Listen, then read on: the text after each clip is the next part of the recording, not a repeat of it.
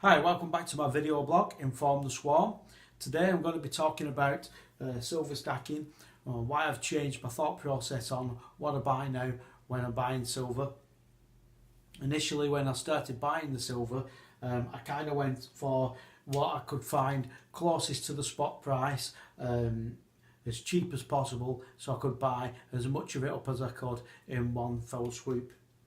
And now I've kind of changed my thought process on that. And the reason why I changed my thought process on that is because, you know, I was amassing things like these Canadian maple leaves and getting into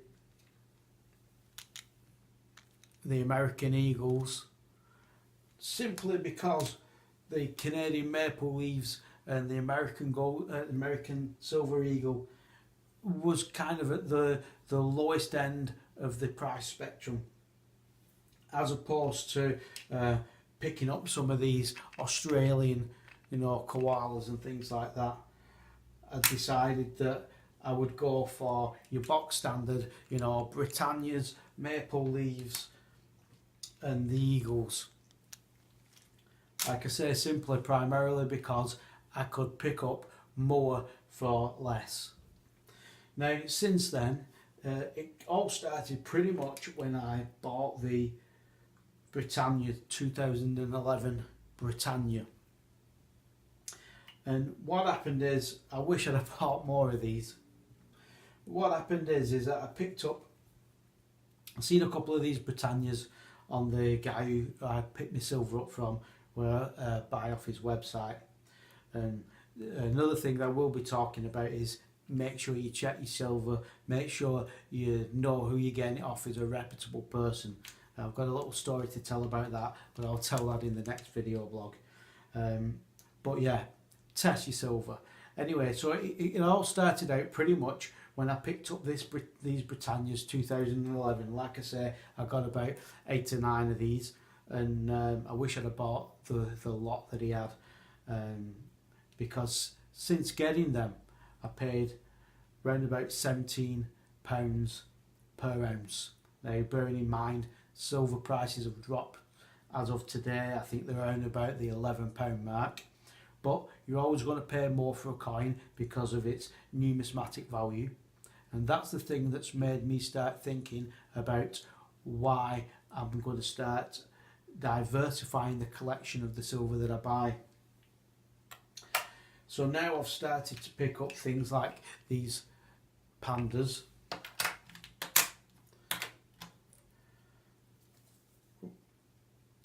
and more Canadian dollar type ones,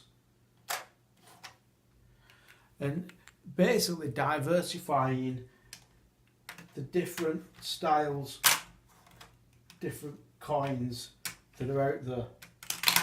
And as I said, it started all with this Britannia, this 2011 Britannia, because even though these are storing wealth for me, you know, in the actual silver spot price, or if I was to actually just go to a pawnbroker's and sell this silver on, I would get scrap price for it. I would probably lose out on what I purchased this coin for. But since then, as I said, when I bought the 2011 Britannia, and I went online and had a quick look at what they were going for if I was to sell it, say like on eBay or Amazon, something like that. And what I found out was these coins, since I purchased them at £17 a piece, are now floating in eBay and places like that for around about £45. So the numismatic value of this coin far outweighs a silver eagle, far outweighs a standardised Britannia, and is more superior than a Canadian maple leaf. So that's what I've decided I'm going to start doing now, is I'm going to start diversifying what coins I buy. In the same strategy as I was saying before about diversifying your savings, I'm now taking that plan and that strategy to buying the silver. I did amass a lot of Canadian maple leaves, and I have amassed a lot of the American silver eagles, as well as the standardised Britannias.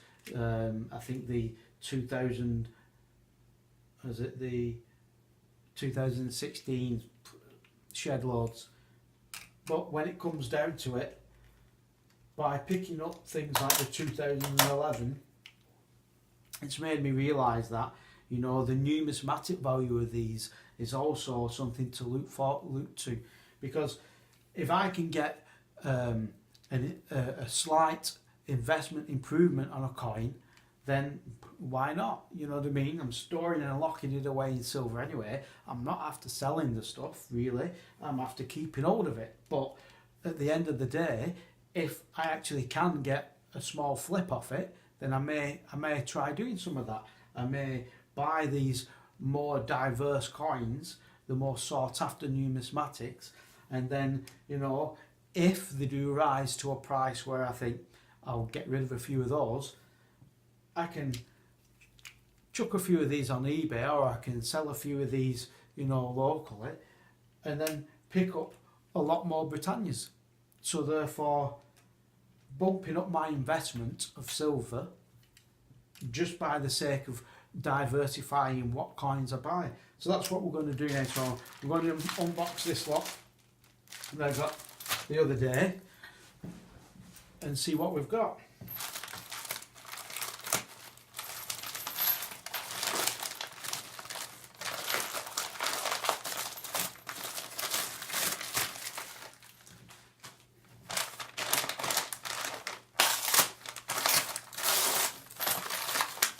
But I must admit, the seller that I get my silver off is always prompt, and I have cut a few of these coins up just to make sure and prove to myself and my own thought process that it is actually silver that's in there. I do the magnetic test. I'll talk about that, you know, sliding the magnets across them. I also have done, especially with the American Eagles, you can buy a phone app where you can actually use the resonant frequency of tapping the coin, and that ring, that specific ring, can actually ring out and tell you whether the actual coin is a solid silver coin, as opposed to some of these coins where they have a copper core. So when you run a magnet down them, it does kind of look similar to as if it's a silver coin. But yeah, I mean, primarily what I do is every so many that I get, I cut one open, melt it down, smelt it into a little, got a little crucible and a little furnace to that. Just pop in a silver coin, cut it up, drop it in there, and just test, make sure that what I am actually getting is solid silver. And I would recommend that to everybody. Just to, I mean, if you need to sell the silver at spot, and you need to sell it at scrap, you know, they're going to test it anyway. If you take one of these coins into a just a standardised pawnbrokers, you know, they're going to dab it with a acid to prove that it's silver, defacing the coin itself, also defacing the value of it as well with its numismatic value. So that's the reason why they're only going to give you a scrap price for it. So in that kind of instance, if you've cut a few down and melted it down, they're only going to test it in a place like that. So you can offload that silver if you want. Or generally what I'm going to do for every one of those coins that I cut up, every one of those coins that I melt down, I'm going to end up making myself a little personal ingot just for a bit of a laugh.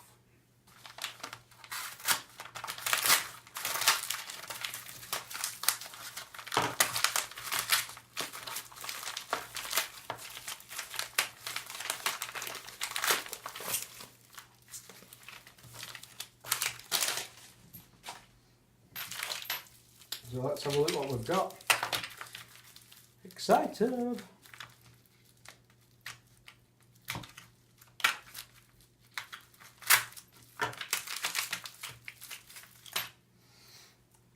So yeah, so I've got a coup grand. Looks quite nice. Kind of, we're looking at these before, and I kind of thought, well, I fancy one of them. they're relatively plain looking coin, but they just have a really nice finish to them. I do like them. I got a couple of them, I think.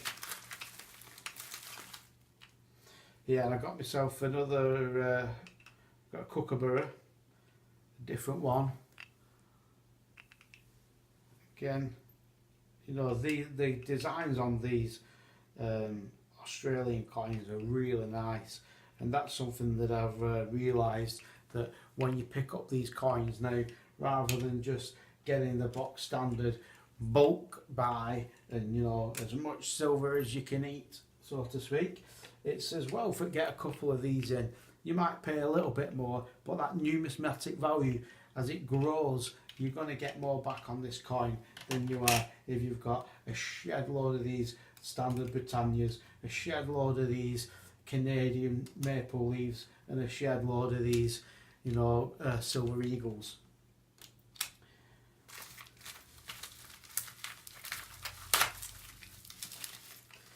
What was this one? Oh yeah, so I've got a koala, Australian koala.